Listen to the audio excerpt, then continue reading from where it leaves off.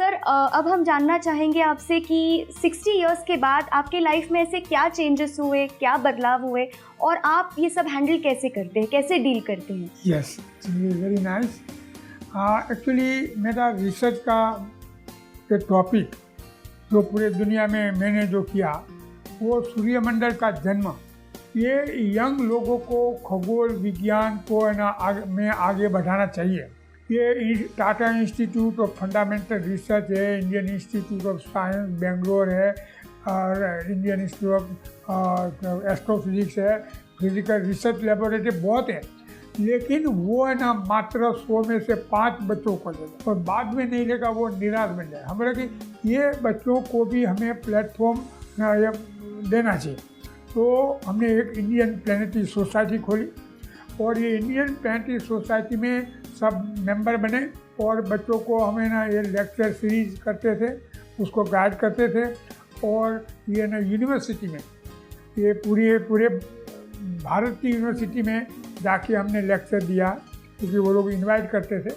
और ये rotary Lions पूरे बम्बई और गुजरात के कोई रोटरी लायंस नहीं है जिसमें हमने व्याख्यान नहीं दिया हो। तो इस तरह है ना बाद में साथ साथ में हम लोग रिसर्च भी करते थे, क्योंकि हमारा एम क्या था कि to establish institute of research for young people.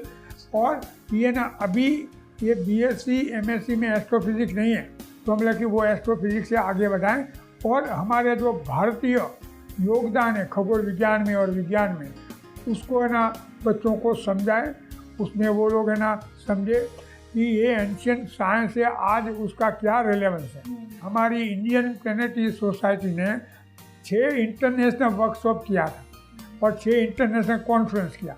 एक में 30 लाख और 35 लाख रुपीज़ खर्चा हम लोग ने किया, ये हमारे जो डोनर है उसके सहारे। और पूरा है ना ये खगोल विज्ञान में बहुत जागृति हम लोग लेके आए और आज हम है ना उस पर रिसर्च करते हैं कि ये जो न्यूटन ने बताया कि ये ब्रह्मांड 3 डिमेंशनल है, 3 परिमाण, ये ब्रेथ हाइट और लेंथ एक्स वाई जेड।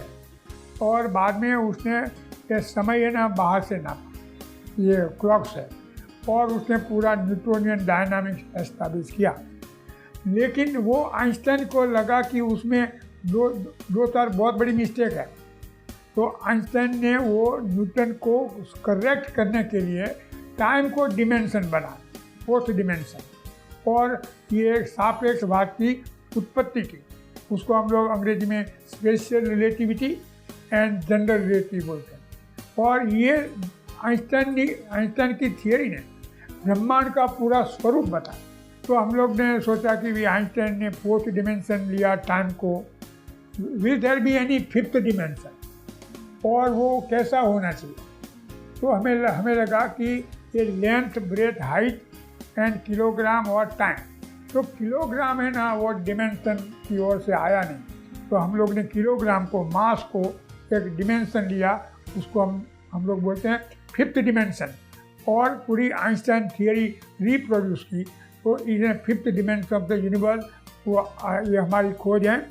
उतना ही नहीं, वो है ना हम लोग उस पर बहुत कुछ काम कर सकते हैं, क्योंकि 5th डिमेंशन करके ये डायनामिक सबको 5 डायमेंशन में हम लोग लगा सकते हैं। तो ये सब कार्य होता है। हमारा एम है कि हम लोग इंस्टीट्यूट बनाएं और बच्चों को गाइड करें। हमारे रोज़ 2-4 बच्चे आते हैं हमारे पास और हम लोग उसको गाइड करते हैं, क्या है उसका, कैसे स्टडी करना चाहिए। उतना ही 5-10 ये आते हैं फ़ोन भी। और हम लोग हर वीक कोई ना कोई यूनिवर्सिटी हमें बुलाती है, तो उधर हम लोग जाते हैं।